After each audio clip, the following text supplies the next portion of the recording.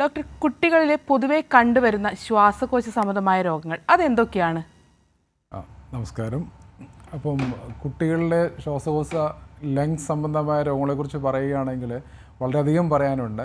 നമ്മൾ സാധാരണത്തെ അസുഖങ്ങളെക്കുറിച്ച് പറയുകയാണെങ്കിൽ നമ്മൾ ഏതൊരു ആശുപത്രിയുടെയും ഡാറ്റ പരിശോധിക്കുകയാണെങ്കിൽ ഒരു 50 മുതൽ 60% രോഗങ്ങൾ ലങ്സ് സംബന്ധമായ അസുഖങ്ങളാണ് സാധാരണ വരുന്നത്.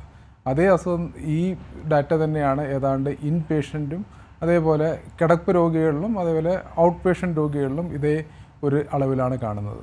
പിന്നെ ചില സീസണുകളിൽ ഈ തോത് കുറച്ചുകൂടെ കൂടാനാണ് സാധ്യത. എന്നിരുന്നാലും ഒട്ടും കുറയാറില്ല. പ്രധാനമായിട്ടും നമുക്ക് ശ്വാസകോശ രോഗങ്ങളെ നമുക്ക് 2 വിഭാഗം രോഗങ്ങളാണ് വളരെ കോമൺ ആയിട്ട് കുട്ടികളിൽ കാണുന്നത്. ഒന്ന് പ്രധാനമായിട്ടും പറയുകയാണെങ്കിൽ ഇൻഫെക്ഷൻസ് ആണ്. പലതരം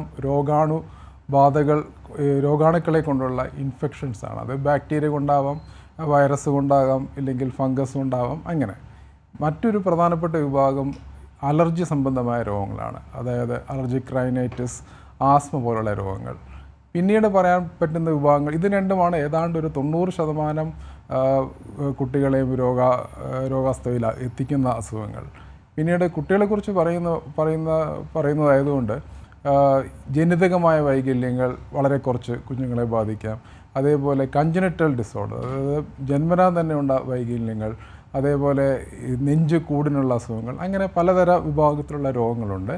അപ്പം ഇത് എല്ലാത്തിനെയും കൂടി പറയാൻ നമുക്ക് ഈ സമയം തികയില്ല.